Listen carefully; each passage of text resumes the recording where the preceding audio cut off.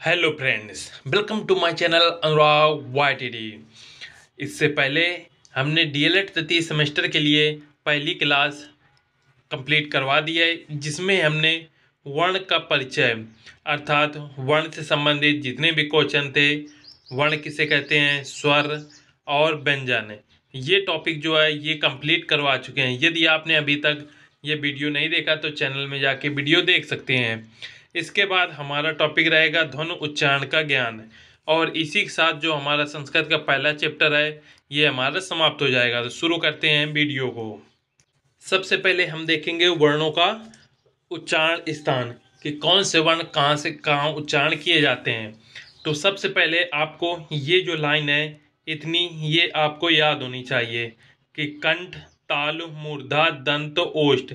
इसे याद करने की ट्रिक होती है के टी यम दो, ये हमारी ट्रिक होती है याद करने की। इनका सीरियल जब आपको याद हो जाएगा तो उच्चारण स्थान बहुत ही आसानी से आप याद कर सकते हैं। तो ट्रिक होती है KTM 2। कैसे हो गया कंठ, टी से ताल, एम से मूर्धा, डी से दंत और ओ से हो गया ओष्ठ। और इसी के साथ ये हमारी ट्रिक बन गई KTM 2। इसी ये ट्रिक आप याद रखना। इस ट्रिक के आसानी से आप ये 5 जो हैं ये आसानी से उच्चारण स्थान याद कर सकते हैं, कंठ, ताल, मूर्धा, दंत, ओष्ठ। जब इतना आपको याद हो जाएगा तो इसके बाद नासिका रहता है। नासिका के बाद स्टार्ट होता है कंठ और तालु, पहला और दूसरा मिलकर बनता है कंठ तालु। फिर उसके बाद बनता है पहला और ये लास्ट का पांचवा मिल जाता है तो हो जाता है ये कंठोष्ठ। और दंतोष्ठ बनने के लिए ये लास्ट के 4 और 5 नंबर मिल जाते हैं तो ये होता है दंतोष्ठ। तो इस प्रकार से ये आप सभी सीरियल से याद कर लें। KTM 2 से ये 5 याद कर लें, उसके बाद नासिका, उसके बाद फिर कंठ और तालु मिलके ये कंठ तालु बनाते हैं। फिर कंठ और ओष्ठ से कंठोष्ठ बनता है और दंतोष्ठ से दंत और ओष्ठ बनता है। तो इसके बाद सबसे पहले हम स्वर याद करेंगे। स्वर याद करने के लिए सबसे पहले कंठ कंठ से बोले जाते हैं और आ ई। फिर इसके बाद ऋषि आता है, ऋषि के बाद यहाँ पे लिरी के बाद ऊ के बाद नासिका से कोई भी उच्चारण स्थान नहीं होता। इतना जब आप याद कर लेंगे कि कंठ से उच्चारण स्थान आ और आ का होता है, तालु से उच्चारण स्थान ई और ई का, मूर्धा से उच्चारण स्थान ऋषि और ऋषि का, और दंत से उच्चारण स्थान लिरी का। ओष्ठ में देखेंगे कि ये ओ देखो बना होता है और ओ से हम ऊ ये दोनों याद कर सकते हैं। और आ ई ये तो बिल्कुल सीरियल से होते हैं। जब हम स्वर पढ़ते हैं तो इनको इस प्रकार से लिखा भी जाता है आ ई। तो इससे आप याद रख सकते हैं पहले 2 जो हैं कंठ में आते हैं, फिर उसके बाद 2 जो हैं ताल में आते हैं। इसके बाद ये हमारा ऋषि आते हैं, ऋषि मूर्धा में हो गया, और लिरी जो होता है ये दंत से उच्चारित किया जाता है। और ऊ को याद रखने के लिए आप ध्यान रख सकते हैं कि ओष्ठ में ओ की मात्रा आती है, ओ से हम ऊ को रिलेट कर सकते हैं। और इसके बाद ए और ऐ इनका उच्चारण स्थान याद करने की विधि होती है। को आपको पता होना चाहिए कि ए का निर्माण किन 2 स्वरों से होता है। ए का निर्माण होता है आ और धन ई के मिलने से। जहां आपको पता होता है कि ई का जो उच्चारण स्थान है वो कंठ से किया जाता है, और ई का जो उच्चारण स्थान है वो आपको ज्ञात है कि तालु से किया जाता है। ये देखिए आ का उच्चारण स्थान कंठ से होता है और ई का उच्चारण स्थान तालु से होता है। तो इस प्रकार से जो ए होता है, ए का उच्चारण स्थान कंठ तालु से हो जाता है। तो इसमें आप ये याद रख सकते हैं कि ए और ए का उच्चारण स्थान कंठ और कंठ तालु से होता है। इसके बाद आता है ओ के लिए जो ओ होता है, ओ का जो ओ एक संयुक्त व्यंजन होता है, संयुक्त स्वर होता है। इसके अंतर्गत ये जो बनता है ये बनता है आ धन ऊ से। ये 2 स्वरों से मिलकर बनता है। आ का उच्चारण स्थान आपको ज्ञात है, यहाँ से देख सकते हैं। आ का उच्चारण स्थान कंठ से होता है, और जो ऊ होता है ऊ का उच्चारण स्थान आप यहाँ पे ये देख सकते हैं कि ओष्ठ से होता है। तो ये हो गया ओ से। ऊ का उच्चारण स्थान ओष्ठ से। इस प्रकार से जो ओ होता है, ओ का उच्चारण स्थान होता है कंठोष्ठ से। तो ये देखिए जो ओ और औ होते हैं, इनका उच्चारण स्थान होता है कंठोष्ठ से। तो इस प्रकार से ये आपको उम्मीद है सभी स्वर याद हो गए होंगे। स्वर के बाद अब ये बात करेंगे व्यंजन की, कि व्यंजनों का जो उच्चारण स्थान कहाँ से होता है। तो सर्वप्रथम आपको ये जो सीरियल है 1 से लेके 5 तक, अर्थात कंठ, तालु, मूर्धा, दंत, ओष्ठ, इसको आप याद कर लें। इसके लिए ट्रिक अब हमने बताई थी KTM 2, जहाँ से के से कंठ, टी से तालु, एम से मूर्धा, डी से दंत और ओ से ओष्ठ। तो ये जब आपको क्रम याद हो जाएगा तो आप ये सारे व्यंजन बहुत ही आसानी से याद कर सकते हैं। सबसे पहले आता है का वर्ग, उसके बाद चा वर्ग, चा वर्ग के बाद आता है टा वर्ग, फिर ता वर्ग और अंत में आता है पा वर्ग। और ये सभी जो होते हैं इन्हें स्पर्श व्यंजन भी बोला जाता है, इस बात का ध्यान रखें। और स्पर्श व्यंजन की संख्या हमने बताई थी कितनी होती है, 25 होती है। तो जो स्पर्श व्यंजन होते हैं इनकी संख्या 25 होती है, और इनको का वर्ग, चा वर्ग, टा वर्ग, ता वर्ग और पा वर्ग भी बोला जाता है। साथ में आप देखेंगे जो का वर्ग है, का वर्ग के अंतर्गत का, खा, गा, गा, अंगा ये सभी आते हैं। इनका उच्चारण स्थान कहाँ से होता है, कंठ से होता है। आप देख सकते हैं पहला होता है का, और का से इधर कंठ भी है, तो का से का हो गया, तो कंठ का उच्चारण स्थान कंठ से हो गया। उसके बाद ये सारे आप सीरियल यहाँ से याद कर लें, तो ये सारे उच्चारण स्थान बहुत ही आसानी से आपको याद हो जाएंगे। का वर्ग के बाद आता है चा वर्ग। चा वर्ग का उच्चारण स्थान जो है ये तालु से किया जाता है। उसके बाद आता है टा वर्ग। टा वर्ग का उच्चारण स्थान मूर्धा से होता है। और उसके बाद आता है ता वर्ग। ता वर्ग का उच्चारण स्थान दंत से होता है। और पा वर्ग का उच्चारण स्थान ओष्ठ से किया जाता है। आपने वर्णमाला पढ़ी होगी, जिसे हम का, खा, गा, गा, अंगा, चा, चा, चा, चा, इया, ये भी कहते हैं। तो ये जो होते हैं ये बिल्कुल सीरियल से होते हैं। इन्हें ये आपको याद ही होंगे, आप कक्षा 1 से लेके 5 तक इन्हें आसानी से पढ़ते हैं। और साथ में इनका जो क्रम होता है ये सेम होता है। अगर इनका क्रम आपको ध्यान है कि ये इसी प्रकार क्रम में होते हैं, तो बस आपको इधर के जो 1 से लेके 5 तक हैं इनका क्रम याद रखना है। तो ये सेम सेम एक एक क्रम में ये हो जाते हैं। तो इस प्रकार से आप इनका जो स्पर्श व्यंजन है इनका उच्चारण स्थान याद कर सकते हैं। तो ये सारे हो गए व्यंजन का उच्चारण स्थान। उसके बाद आता है नासिका। नासिका में जो होते हैं वर्ग के पंचम अक्षर आते हैं। वर्ग के जो पंचम अक्षर होते हैं वो नासिका के अंतर्गत आते हैं। तो नासिका में वर्ग के पंचम अक्षर जो होते हैं ये वाले अंगा, इया, णा, ना, मा, इनका उच्चारण स्थान जो है नासिका से होता है। इसके बाद साथ में जो अंतःस्था व्यंजन है, अंतःस्था व्यंजनों की संख्या कितनी होती है, 4। कौन कौन से होते हैं अंतःस्था व्यंजन, या, रा, ला और वा, ये हो गए हमारे अंतःस्था व्यंजन। इनका जो उच्चारण स्थान होता है इसमें पहला हम छोड़ देते हैं कॉलम। इसके बाद सीरियल से या, पहला हो गया या, रा, ला।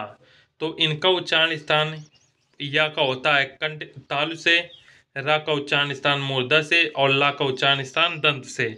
और लास्ट में बचता है यहाँ पे वा, और वा का उच्चारण स्थान कहाँ से हो जाता है, दंतोष से। आप ये देख सकते हैं वा का उच्चारण स्थान जो है ये वा है, वा का उच्चारण स्थान दंतोष से किया गया है। तो आप इनका भी सीरियल इस प्रकार से याद रखें, या, रा, ला और लास्ट में वा। दंतोष्ट एक ऐसा स्थान होता है जिसका उच्चारण स्थान सिर्फ वा आता है और दूसरा व्यंजन नहीं आता। तो या, रा, ला में आपको ताल, मूर्धा और दंत, इस प्रकार से आपको ये याद रखना है। उम्मीद है आपको ये याद हो गया होगा। इसके बाद आता है ऊष्म व्यंजन। ऊष्म व्यंजन के अंतर्गत कंठ से उच्चारण स्थान होता है हा का, ताल से उच्चारण स्थान सा का, मूर्धा से उच्चारण स्थान ये सा का और दंत से उच्चारण स्थान इस सा का। तो इस प्रकार से ये सभी आप अपने कॉपी में नोट कर लें, क्योंकि ये मात्र डीएलएड के लिए ही नहीं बल्कि आप जब यूपी टेट का एग्ज़ाम देंगे तो उसमें भी संस्कृत जो है 30 नंबर के पूछी जाएगी, और उसमें इस चैप्टर से कम 2 से 3 नंबर आसानी से पूछे जाते हैं। तो यदि आप डीएलएड में ही इसे याद कर लेते हैं तो आपको यूपी टेट में बहुत ही हेल्पफुल होगी। तो इसका आप स्क्रीनशॉट ले लें या इसको नोट कर लें। इसके बाद नेक्स्ट टॉपिक है हमारा महेश्वर सूत्र। महेश्वर सूत्र जो है आपके बुक में दिया हुआ है और ये टॉपिक हर बार एग्जाम में पूछा जाता है। तो सबसे पहले महेश्वर सूत्र कितने होते हैं? तो महेश्वर सूत्र की संख्या होती है 14। इस बात का ध्यान रखें। उसके बाद महेश्वर सूत्र किसने लिखे? तो महेश्वर सूत्र लिखने वाले थे पाणिन। महेश्वर सूत्र जो है पाणिन द्वारा लिखे गए हैं। साथ में पाणिन की एक महत्वपूर्ण पुस्तक थी जिसका था अष्टाध्यायी। ये भी ध्यान रखें कि पाणिन की एक पुस्तक थी अष्टाध्यायी जिसमें 8 अध्याय थे तथा लगभग 4000 सूत्र थे। इसलिए पाणिन को हम सूत्रकार भी कहते हैं। इस बात का ध्यान रखें।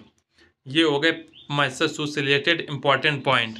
अब इसमें जो सूत्र आते हैं वो 14 सूत्र हैं। पहले सूत्र के अंतर्गत आएंगे आ ई उ ड़े, ये पहले सूत्र के अंतर्गत आएंगे। दूसरे में आते हैं ऋषि लिरि के, ये जो हैं ये सभी 14 महेश्वर सूत्र के अंतर्गत आते हैं। इसमें सभी स्वर और व्यंजन जो हैं इनका अलग अलग वर्णन किया गया है।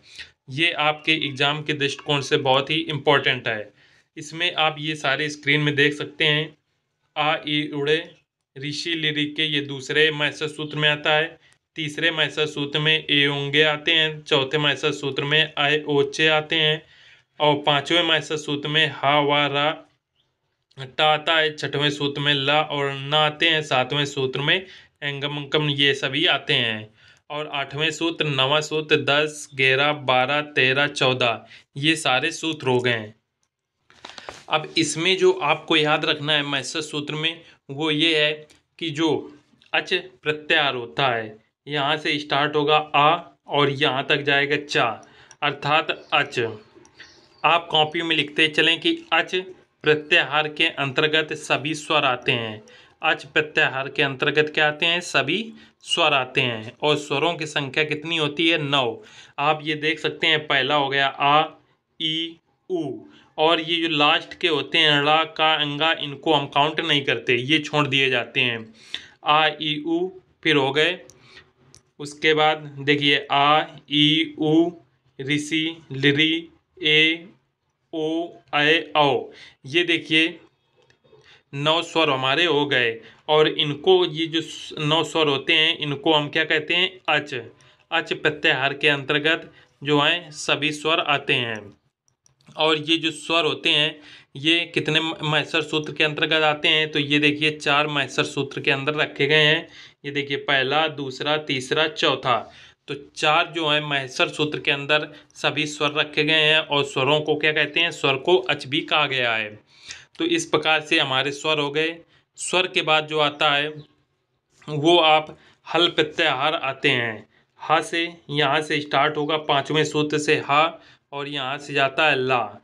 हा से लेकर ला तक जितने भी होते हैं ये हमारे हल के अंतर्गत सभी क्या आते हैं? व्यंजन आते हैं।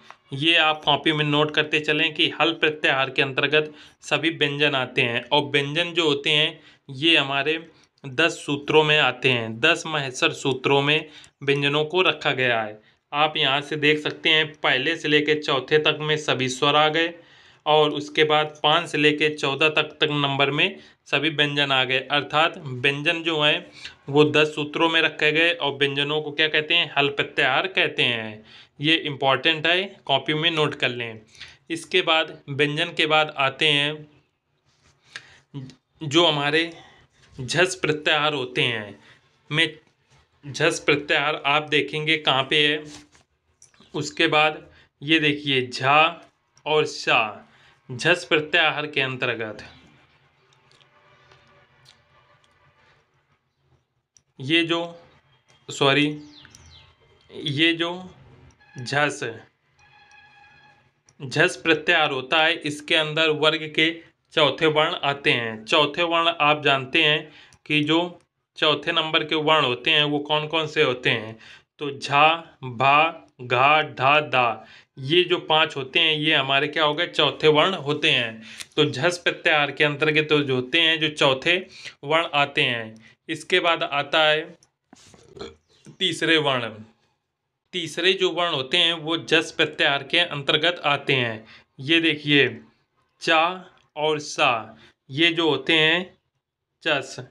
चस प्रत्याहार के अंदर जो है हमारे तीसरे नंबर के वर्ण आते हैं, जिसमें देखिए बा, गा, डा और दा, ये हमारे तीसरे नंबर के वर्ण होते हैं। जब अगर दा, और ये जो होते हैं ये तीसरे नंबर के वर्ण होते हैं। तो याद रखना पूछ सकता है कि किस महसर सूत्र, किस प्रत्याहार के अंतर्गत तीसरे वर्ण आते हैं। तो जस के अंतर्गत प्रत्याहार आते हैं। इसके बाद जस के बाद आता है चय।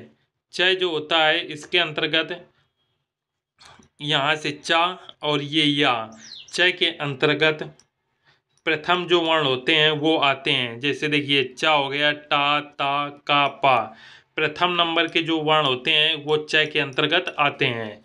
इस बात का ध्यान रखें। इसी के साथ जो ऊष्म वर्ण होते हैं, ऊष्म वर्ण आते हैं सल के अंतर्गत, सा और ला। ये जो सल होता है, सल के अंतर्गत ऊष्म व्यंजन सभी आते हैं। और ऊष्म व्यंजनों की संख्या कितनी होती है? ऊष्म व्यंजनों की संख्या होती है 4। इसके अंतर्गत सा, सा, सा, रा और हा ये सभी आते हैं।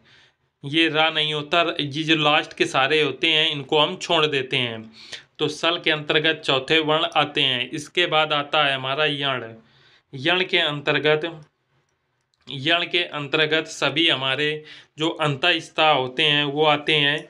ये देखिए ये होता है या, ण। यण के अंतर्गत हमारे सारे अंतःस्था वर्ण आते हैं। जो अंतःस्था वर्ण हैं वो सभी यण के अंतर्गत आएंगे। इस बात का ध्यान रखें। या, वा, रा और ला, ये अंतःस्था की 4 संख्या होती है और ये यण के अंतर्गत आते हैं। इसी के साथ हमारा जो है ये महसर सूत्र टॉपिक समाप्त होता है। इससे बस इतने क्वेश्चन आपके एग्जाम में पूछे जा सकते हैं।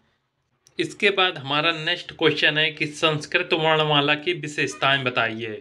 तो इसका उत्तर होगा संस्कृत भाषा विश्व की सभी भाषाओं की जननी है, किंतु संस्कृत की वर्णमाला के कुछ वर्णों के हेर फेर के साथ हिंदी में स्वीकृत हो गई है। संस्कृत की जो वर्णमाला की विशेषताएं हैं, पहली विशेषता है कि संस्कृत में ध्वनियों को व्यक्त करने के लिए जो उच्चारित किया जाता है वही वर्ण रूप में लिखा जाता है। अर्थात संस्कृत में ध्वनियों को हम जैसा उच्चारित करते हैं उसी प्रकार से लिखते हैं। अर्थात ध्वनि और लिंग में साम्य है। जैसे अंग्रेजी में बट का उच्चारण स्थान बट होता है तथा पुट का किया जाता है।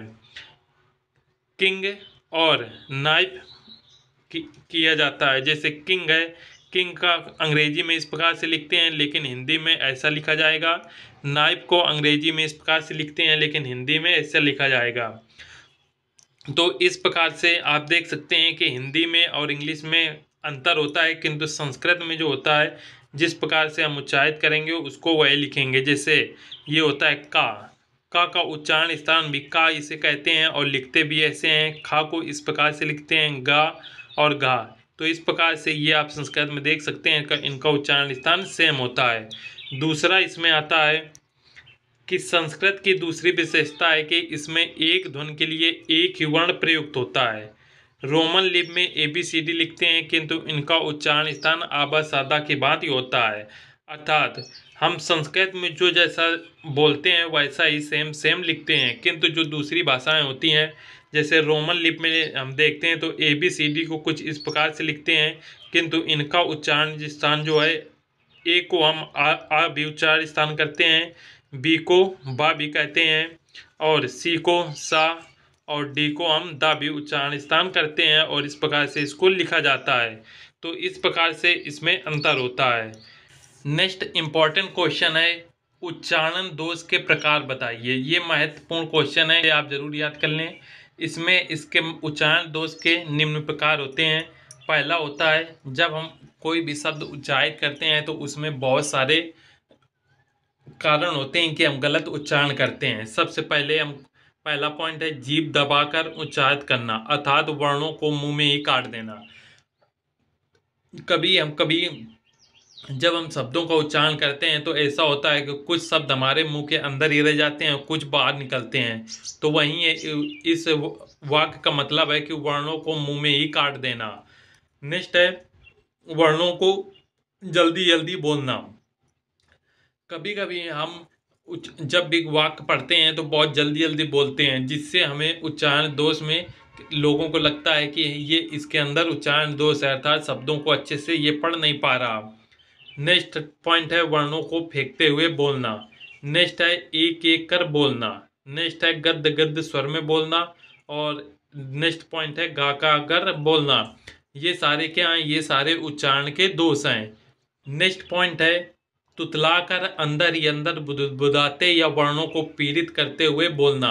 ये भी उच्चारण का एक प्रमुख दोष है। नेक्स्ट है अक्षरों एवं पदों के बीच बीच में खा जाना। जब हम कभी अक्षर या पद बहुत सारे वाक्य एक साथ पढ़ते हैं तो उनके बीच बीच में कोई शब्द हम खा जाते हैं जिसका उच्चारण दूसरों को समझ में नहीं आता। तो यही है अक्षरों एवं पदों को बीच बीच में खा जाना। नेक्स्ट है दीन स्वर में बोलना। दीन का मतलब है बहुत ही धीमी स्वर में बोलना, भी एक उच्चारण का दोष होता है। नेक्स्ट है नाक के स्वर बोलना और मिमियाते हुए स्वर में बोलना। ये सभी क्या है? ये सभी स्वर के उच्चारण के दोष हैं। तो इस प्रकार से ये सारे आपको पॉइंट याद रखने हैं। नेक्स्ट है अशुद्ध उच्चारण के कारण क्या हैं। तो अशुद्ध उच्चारण के कौन कौन से कारण होते हैं इनको जानते हैं। पहला पॉइंट हो सकता है शिक्षक का अनुकरण।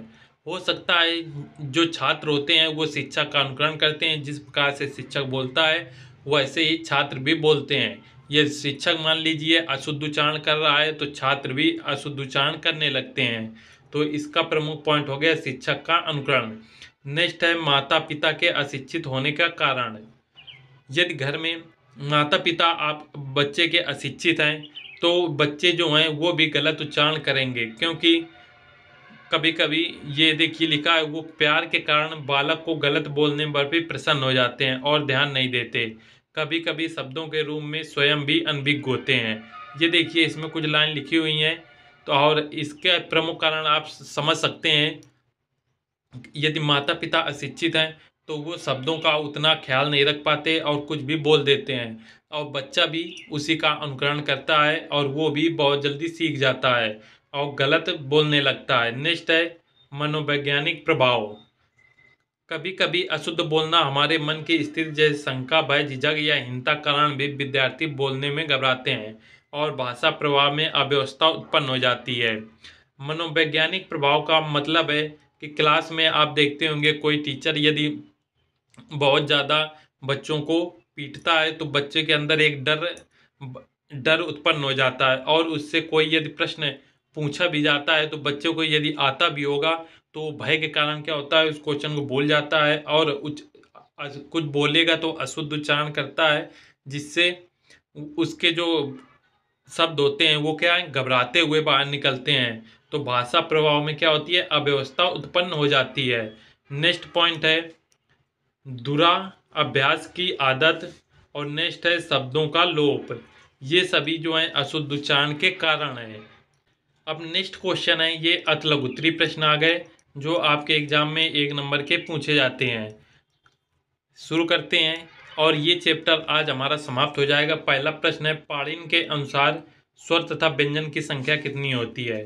तो पाणिनि के अनुसार जो स्वरों की संख्या होती है वो कितनी होती है 21, और व्यंजन की संख्या जो होती है वो 43 होती है।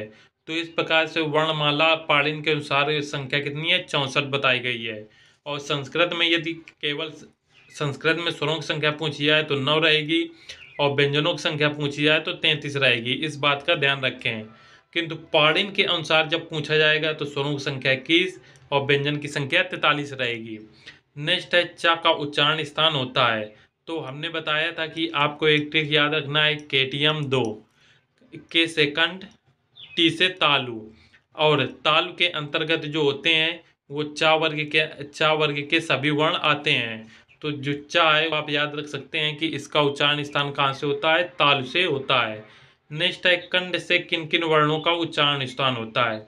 तो कंठ से जितने भी का वर्ग के अंतर्गत आते हैं जैसे का, खा, गा, गा, अंगा, इनका हो गया। साथ में जो स्वर होते हैं आ और आ, इनका उच्चारण स्थान भी कंठ से होता है। तो आ और विसर्ग ये सभी कंठ में आते हैं। नेक्स्ट है यार अलावा को किस नाम से पुकारते हैं। तो यार अलावा को हम अंतःस्था के नाम से जानते हैं। नेक्स्ट है तालु से किन किन वर्णों का उच्चारण स्थान होता है। तो तालु से ई, चा वर्ग, या और सा का उच्चारण स्थान होता है। नेक्स्ट पॉइंट है ता और था का उच्चारण स्थान किस स्थान से होता है? तो ता और था का उच्चारण स्थान दंत से होता है। तो इसी प्रकार से ये कुछ क्वेश्चन दिए हुए हैं, आप इन्हें देख सकते हैं। नेक्स्ट है जस प्रत्याहार के अंतर्गत आने वाले वर्ण बताइए। तो जस प्रत्याहार के अंतर्गत जा, बा, गा, ड, दा ये सभी आते हैं। नेक्स्ट है इक से क्या समझते हैं? इक से आशय है ई, उ, ऋषि, लिरी ये जो वर्ण आते हैं ये इक के अंतर्गत आते हैं। आप हमने जब माहेश्वर सूत्र अभी पढ़ाया था तो वहाँ पे आप जाके देख सकते हैं जो इमेज में इक का आशय कहाँ से कहाँ तक है। एंग और एच में क्या अंतर है? एंग से अर्थ है ए और ओ वर्ण, और एच का मतलब है ए, ओ, ऐ, औ ये सभी वर्ण है। तो इसी के साथ आपके जितने भी पहले चैप्टर से रिलेटेड क्वेश्चन है वो समाप्त होते हैं। उम्मीद है आपको ये वीडियो पसंद आया होगा। नेक्स्ट वीडियो के लिए आप चैनल सब्सक्राइब जरूर कर लें। मिलते हैं जल्दी। जय हिंद।